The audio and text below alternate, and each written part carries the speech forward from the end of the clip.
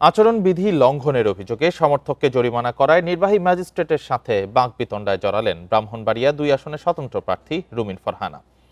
শনিবার বিকেলে সরাইল উপজেলার ইসলামাবাদ এলাকায় স্থানীয়দের সঙ্গে মত বিনিময় সভার আয়োজন করা হয়। রুমিন ফারহানা এ আয়োজনে হাজির হওয়ার পর সেখানে ম্যাজিস্ট্রেট শাহরিয়ার হাসান খান উপস্থিত হন। রুমিন ফারহানাকে সভাস্থল ছাড়তে বলা হয়। এছাড়া ৪০,০০০ টাকা জরিমানা করা হয় জুয়েল নামে রুমিন ফারহানার এক সমর্থককে। এ নিয়ে নির্বাহী ম্যাজিস্ট্রেটের সঙ্গে বাকবিতণ্ডায় জড়ান স্বতন্ত্র এই প্রার্থী। তিনি প্রশাসনের বিরুদ্ধে পক্ষপাতিত্বের অভিযোগ তোলেন। রাতেই এই ঘটনার একটি ভিডিও সামাজিক যোগাযোগ মাধ্যমে ছড়িয়ে পড়ে। ভবিষ্যতে শুনবো না। আর আমার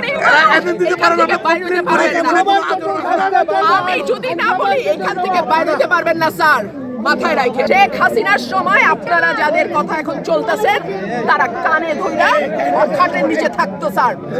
আমি রুমিন ফারহানা, কোনো দল লাগে না আমার।